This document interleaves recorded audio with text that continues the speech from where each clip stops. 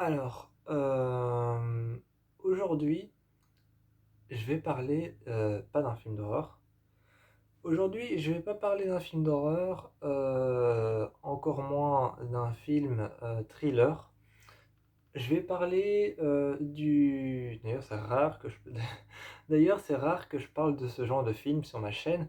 Je suis plus habitué à parler de films d'horreur que de parler de films thriller ou que de parler de films d'action ou encore, je vais pas dire des films d'SF parce que j'ai beaucoup de films d'horreur, horreur SF. Euh, Aujourd'hui, on va parler du nouveau James Bond, No Time to Die.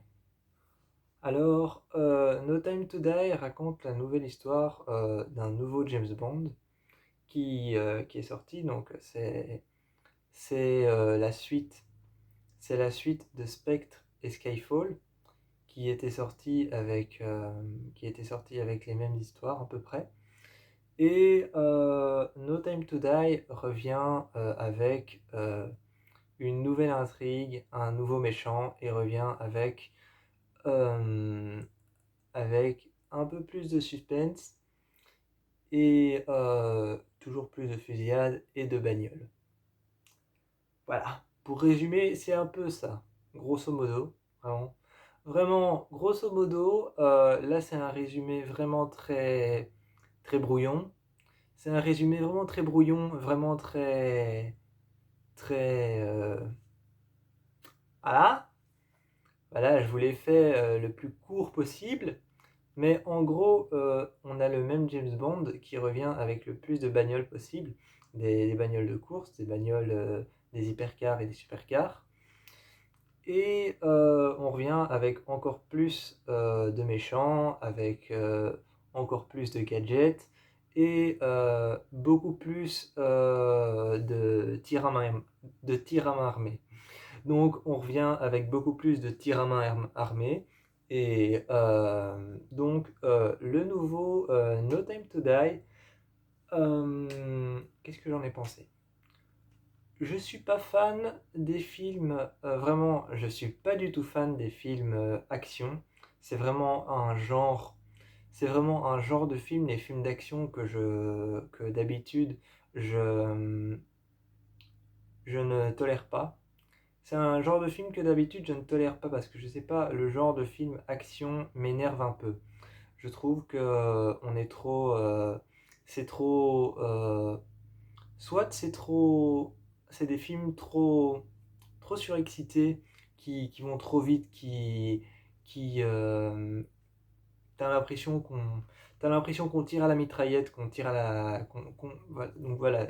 C'est pour ça que je n'aime pas ces films, je saurais même pas dire pourquoi, j'ai juste l'impression qu'ils vont trop vite et qu'ils y vont en rafale.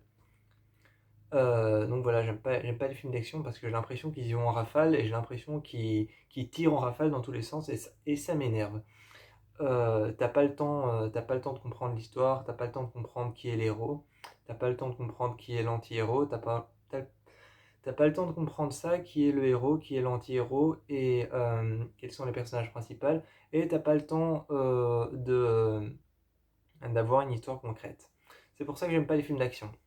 Mais par contre, j'avoue par contre que Skyfall, j'ai eu un petit faible pour Skyfall.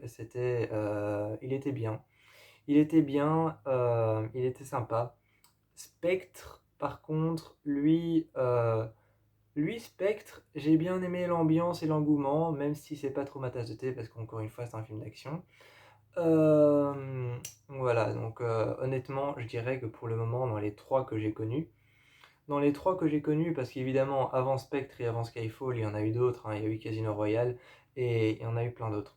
Mais dans les trois que je connais particulièrement, Spectre et Skyfall, c'est Skyfall mon préféré. Première chose à dire sur No Time to Die, le film en soi est bien. Le film en soi est bien, mais à la différence, à la différence de Spectre et à la différence de Skyfall, donc ce film, à la différence de Spectre et Skyfall, en fait, s'amuse de manière novatrice. Le film est novateur et s'amuse de manière novatrice à essayer de reprendre les codes des anciens films des années 80 et 90. Et c'est plutôt bien fait, c'est plutôt cool. On a par exemple quand James Bond est dans la voiture et qu'à côté il y a sa petite amie Madeleine, euh, tu vois que tu vois qu'il y a cette couleur, c'est la lumière du soleil qui est jaune, qui rentre dans la voiture qui est grise et la voiture qui roule le long de la route. Donc ça joue vraiment sur les anciens films des années 90 et des années 80, parce qu'il y a la voiture qui roule sur le long autoroute qui est au bord de la mer. Il y a cette lumière jaunâtre qui rentre à l'intérieur de la voiture.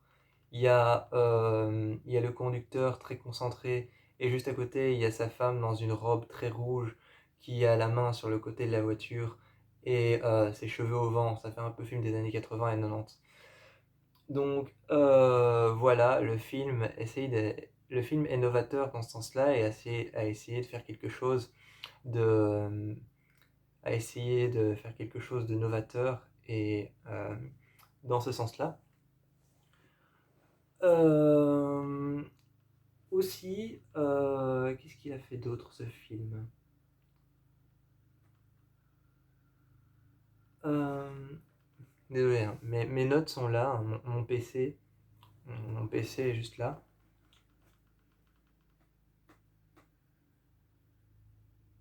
Ah oui, pour ce qui est de l'introduction, je la trouve super belle. Je trouve que l'introduction est super belle, mais ce que j'aime bien, c'est que l'introduction se termine en kaléidoscope. L'introduction se termine en... Évidemment, quand je dis en kaléidoscope, c'est une image, hein. Quand je dis en kaléidoscope, c'est une image, mais l'introduction se termine en kaléidoscope et toute l'image de l'introduction revient sur une façade plate d'un immeuble. Et ça, j'ai trouvé plutôt bien et plutôt stylé. Parce que les autres introductions...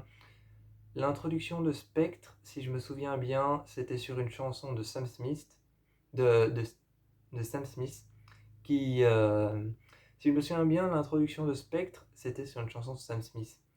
Et on était sur quelque chose avec des formes humaines, des James Bond Girls qui étaient tout en noir, des fusils et James Bond qui était tout en noir lui aussi. Et il y avait des tentacules de pieuvre qui tournaient autour de la James Bond Girl. Là, on est sur une introduction beaucoup plus colorée, beaucoup plus soft et beaucoup plus fine, assez détaillée, vraiment. On est sur une introduction assez détaillée, il y a beaucoup de détails, mais elle est beaucoup plus fine, beaucoup plus soft, et il y a beaucoup plus de couleurs, comparée à celle de Spectre qui est en noir et blanc, avec la chanson de Sam Smith, et, euh, et des sortes de tentacules de pieuvre qui, qui tournent autour de la James Bond Girl. Et d'ailleurs, dans Spectre, pourquoi une pieuvre? Parce que si vous regardez bien, dans Spectre, le symbole de Spectre, c'est c'est une sorte de pieuvre qui a été dessinée. C'est un petit cercle au-dessus, et en dessous, il y a quelques pics. Et donc, en fait, c'est le symbole d'une pieuvre. Donc, voilà pourquoi une pieuvre. Et l'introduction de Skyfall, j'ai baqué. L'introduction de Skyfall, j'ai baqué, je m'en souviens plus. Mais je sais que c'était sur la chanson d'Adèle je sais que c'était sur la chanson d'Adèle, Skyfall, une chanson qu'elle a écrite justement pour le film. Euh,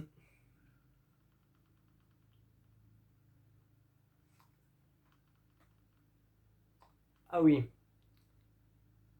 Euh, ce que j'ai moyennement aimé dans le film, c'est que le méchant tourne un peu au ridicule.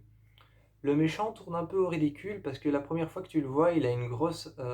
La première fois que tu le vois, il est devant une maison qui d'ailleurs à la fin du film, on comprend que cette maison, c'est le passé c'est le passé de Madeleine, la femme, la James Bond girl dans No Time to Die, et donc on comprend que cette maison, c'est le passé de la James Bond girl. Et Et la première fois que tu le vois, il est devant cette maison, une maison qui est toute en bois. C'est une maison qui est toute en bois au bord d'une falaise dans la neige et elle est toute vitrée. Et tu vois qu'il est juste en face de la vitre et qu'il bouge pas et il a une sorte de masque blanc. Il a une sorte de masque blanc et il a un masque blanc avec des yeux tout fins, noirs et avec une bouche très rouge qui a l'air de sourire un peu. Le masque est effrayant, mais le méchant l'est un peu moins en fait. Le truc, c'est que le méchant est pas effrayant parce que ce qu'il fait, c'est genre la première fois qu'on le voit, il est face à une vitre, il rentre et il rentre à l'intérieur et il tue quelqu'un. Oui, sur le coup, il a dit comme ça a l'air méchant. Sur le coup, il dit comme ça a l'air méchant, mais en fait, il se met face à une vitre. Ensuite, t'as l'image qui coupe et tu le vois à l'intérieur et là, il tue quelqu'un. Mais si je dois comparer avec le méchant de Spectre dans, dans, dans le James Bond Spectre, lui, en fait, il n'hésitait pas à faire exploser des bâtiments dans lesquels James Bond se trouvait. Il n'hésitait pas à aller vers James Bond pour essayer de le tuer et il n'hésitait pas à prendre des personnes en otage pour leur dire si tu fais rien, voilà. Donc si tu fais rien, je les bute. Et il n'hésitait pas à faire sauter des immeubles dans lesquels James Bond était. Et il n'hésitait pas à le prendre, même lui, pour essayer de le tuer. Alors que le méchant dans No Time to Die, ils ont peut-être essayé de faire quelque chose de nouveau, quelque chose d'un peu moins violent. Peut-être que, enfin, je ne connais pas leurs attentes. Je ne connais pas leurs attentes envers le film. Je ne connaissais pas leurs attentes envers le film avant qu'il ne sorte. Mais ils ont peut-être essayé de faire quelque chose d'un peu moins méchant, comme avec Spectre. Ou quelque chose d'un peu moins agressif, comme avec Skyfall, parce qu'avec Skyfall, je me souviens qu'à un moment, il y en a une qui meurt en tombant d'un pont. Et, dans Spectre, il y a quand même des immeubles, des bâtiments qui sont détruits, et une course-poursuite en bateau avec James Bond qui se fait courser par le méchant. Donc, à mon avis, je crois qu'ils ont essayé de faire quelque chose un peu plus calme. On s'est dit, les gars, on va calmer le jeu, on va faire quelque chose d'un peu plus calme, on va faire un méchant un peu plus soft. Sauf que le truc, c'est qu'ils ont tourné leur méchant au ridicule, en fait. Euh, donc, euh, euh,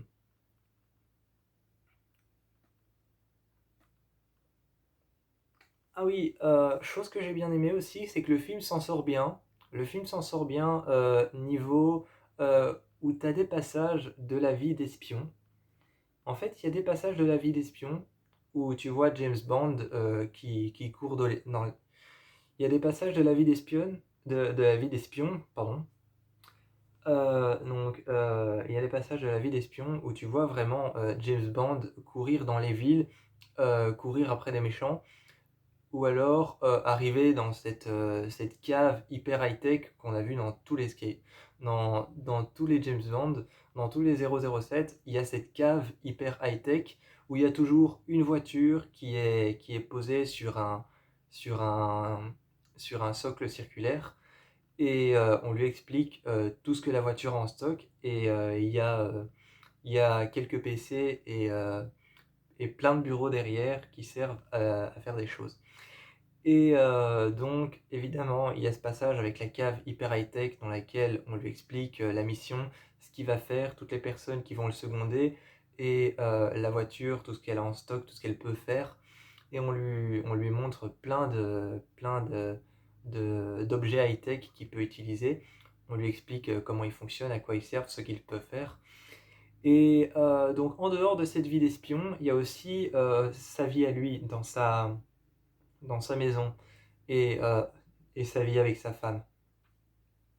Donc il y a vraiment sa vie d'espion, et il y a sa vie avec sa femme, donc avec Madeleine, dans sa maison, et il y a même une maison que lui a juste pour lui tout seul.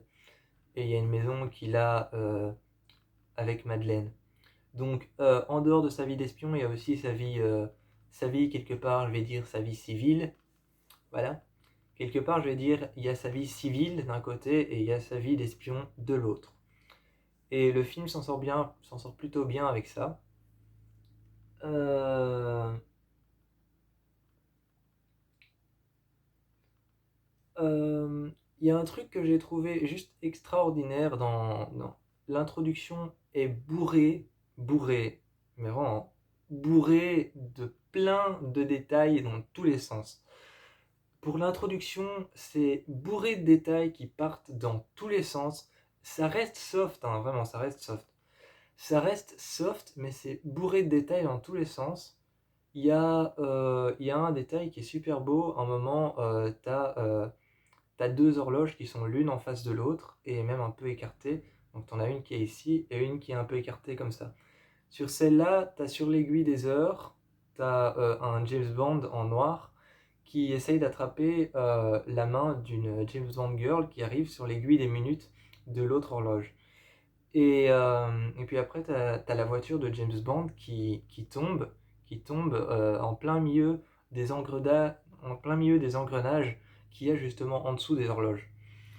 Donc, tu as la voiture de James Bond qui tombe en plein milieu des engrenages, qui commence à se resserrer, les engrenages qui est en dessous des horloges.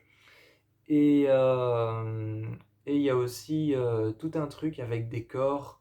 Et au début, tu vois un guerrier, une sorte de grande statue grecque avec un bouclier. Sur l'épée, sur la main du guerrier sur son bouclier, il y a de la neige qui commence à apparaître. T'as de la neige qui commence à apparaître sur l'épée du guerrier et sur sa main et sur son bras et puis sur son bouclier.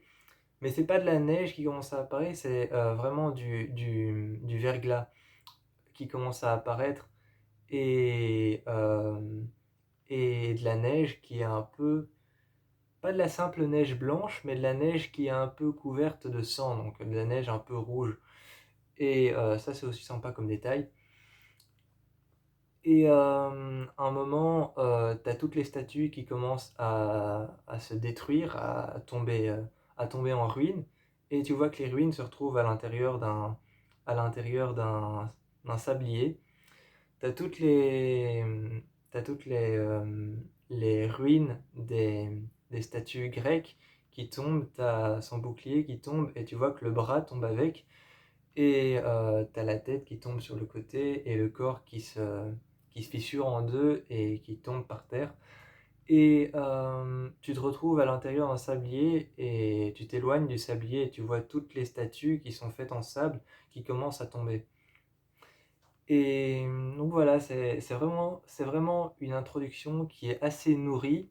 C'est une introduction qui est assez nourrie, elle est vraiment très détaillée. Il y a aussi plein de fusils qui sont l'un face à l'autre. Il y a un passage où il y a deux fusils qui sont l'un face à l'autre. En fait, il y a plein de fusils qui font une sorte de spirale. Et il y a plein d'autres fusils qui font une sorte de spirale un peu la même. Et ils sont mélangés et à chaque fois ils se croisent. Et ils se mettent, tu vois les fusils qui se mettent à tirer. À chaque fois ils font le même mouvement et ceux d'en face font le même mouvement. Et tu vois la gâchette qui bouge. Et tu vois les balles qui passent l'une à côté de l'autre dans le même angle. Dans le même angle, ils passent l'une à côté de l'autre.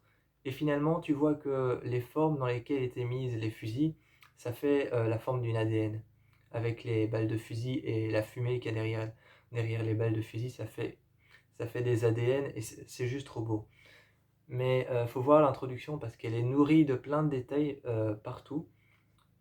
Il y a même un passage où on voit des corps humains qui sont faits entièrement avec des fruits, avec des fleurs et vraiment avec des fleurs, avec des fruits. Et tu vois que dessus, il y a le masque à chaque fois du méchant. À chaque fois, il explose. Et à l'intérieur, il y a une sorte de poudre qui a été faite, une sorte de poudre de couleur. Et, euh, et donc voilà, donc c'est une introduction très garnie. Euh,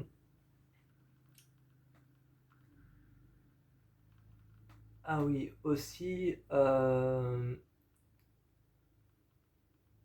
Moi, personnellement, je trouve que ça c'est juste un avis.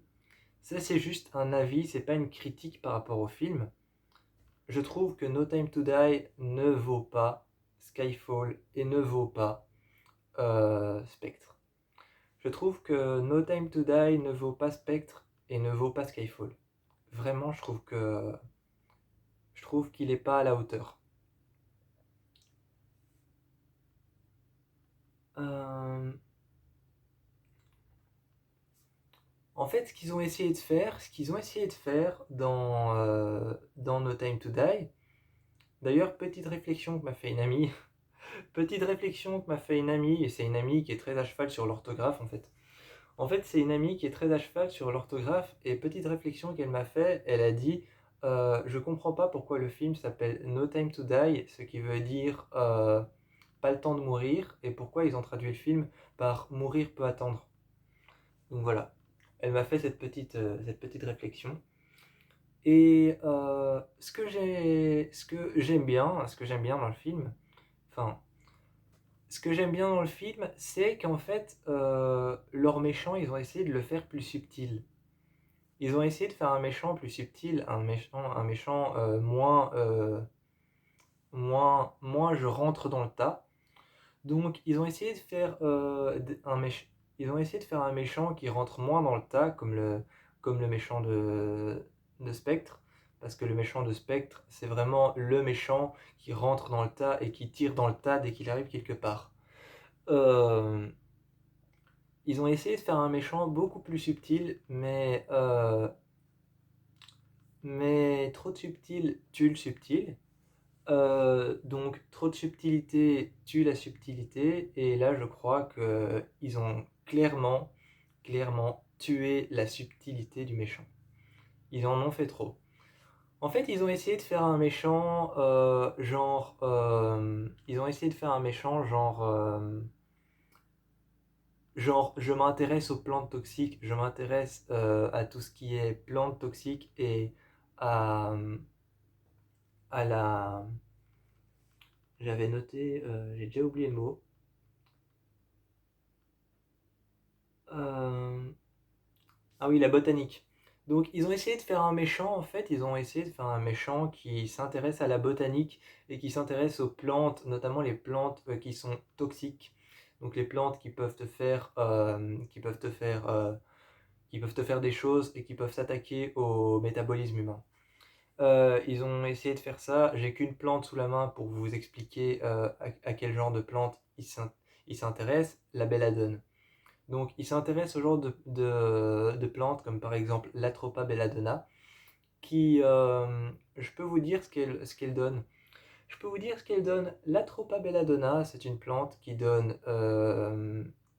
des maux de tête, qui donne des mal de ventre, des maux de tête, mais pas des maux de tête comme on a tous les jours, des petites migraines, des maux de tête énormes, qui peut donner des maux de ventre énormes, des diarrhées aiguës, et qui peut même, je pense, j'ai lu ça quelque part, je pense que c'est faux, mais qui peut peut-être te faire saigner des yeux et te faire saigner des oreilles et du nez.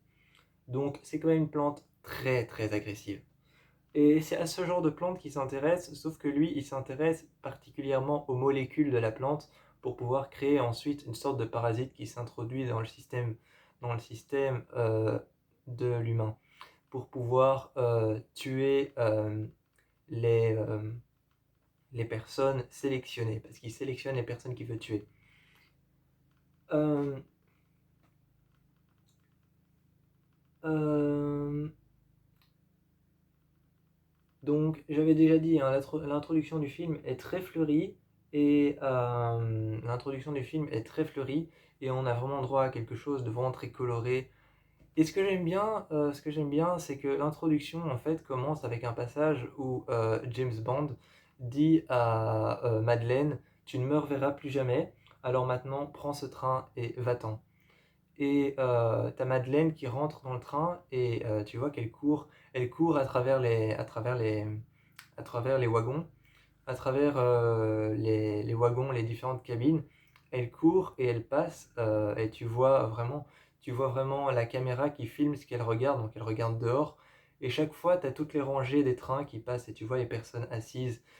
Et au bout d'un moment, tu as un cercle vert qui apparaît, puis un cercle bleu qui apparaît, et un cercle d'une autre couleur, et d'une autre couleur, je crois que c'est jaune, bleu, rose un peu pastel, un peu opaque comme ça. Et tu as des cercles qui apparaissent, et au bout d'un moment, tu vois l'introduction qui apparaît. Et, euh, et ils ont vraiment essayé de relier l'introduction avec ce passage dans le train où tu vois les cercles apparaître avec le nom du producteur, du réalisateur, de celui qui a fait la musique et des gens qui ont participé au film. Et après, une fois qu'il y a l'introduction, le film reprend à partir de là où il s'était arrêté dans le train. Le film reprend. Et donc, voilà. Euh,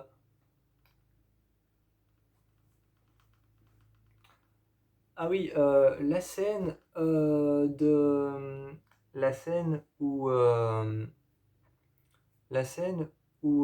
t'as James Bond qui est à un bar avec Paloma, une agente du FBI qui a été amenée à ce bar justement pour rencontrer James Bond. Justement, pour rencontrer James Bond, il y a une agente, Paloma, du FBI, je pense, qui a été appelée à ce bar pour pouvoir justement rencontrer James Bond. Cette scène a été inspirée d'une toile, d'une peinture. Cette scène a été inspirée d'une peinture, d'une toile de Edward Hopper, qui est un peintre, et qui a peint, je vais regarder le nom, parce que j'ai noté le nom.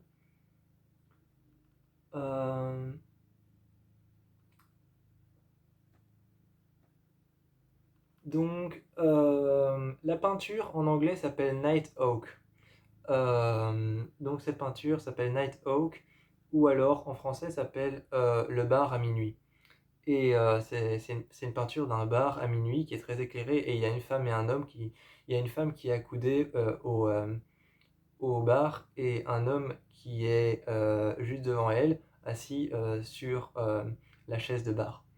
D'ailleurs, dans la peinture, si vous tapez le nom de la peinture sur internet, la jeune femme est en robe rouge, exactement presque la même que Paloma. Et l'homme a un costard noir, exactement presque comme James Bond. Donc c'est une scène qui est inspirée de cette peinture. Euh,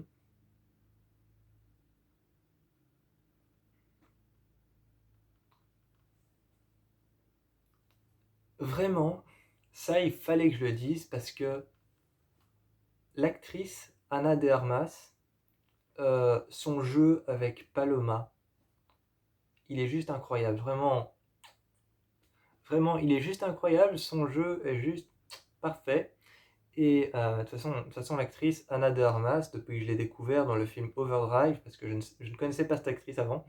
Avant, je ne connaissais pas cette actrice, mais depuis que j'ai découvert Anna de Armas dans le film Overdrive, un film de voiture, depuis que j'ai découvert cette actrice dans ce film, je l'ai vue ensuite dans No Time to Die. Euh, Elle a un jeu extraordinaire, elle se débrouille super bien à l'écran, et je trouve que le petit accent russe qu'ils ont mis à son personnage, enfin que sa voix française a mis à son personnage, lui va super bien avec son personnage. Et donc voilà, ça c'était juste une parenthèse sur Anna de Armas. Euh,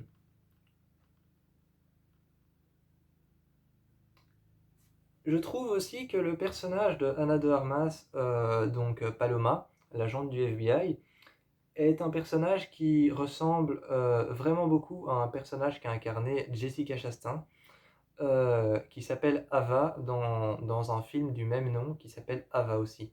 C'est un film de Tate Taylor, un film de 1h32. Et donc je trouvais que le personnage de Ava dans le film Ava, un film de Tate Taylor, un autre réalisateur, eh bien, ressemblait assez au personnage de Paloma dans No Time to Die. Vous irez voir le film Ava parce que je le conseille, il est génial. Euh,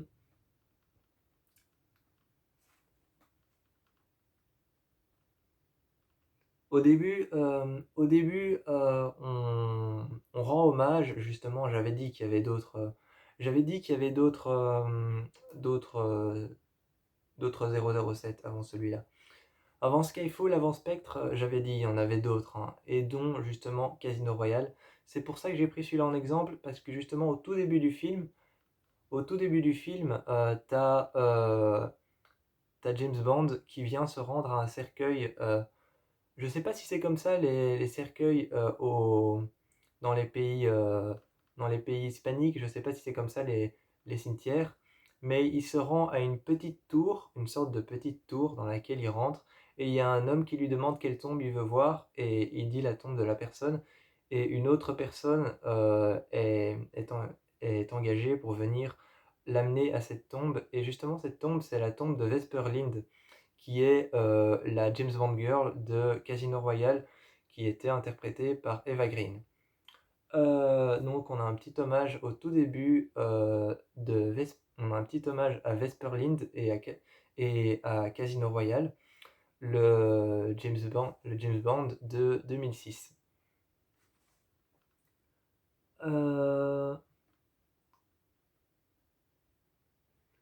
les créateurs de la bande sonore du film, enfin en tout cas le créateur de la bande sonore du film, j'avais écrit son nom.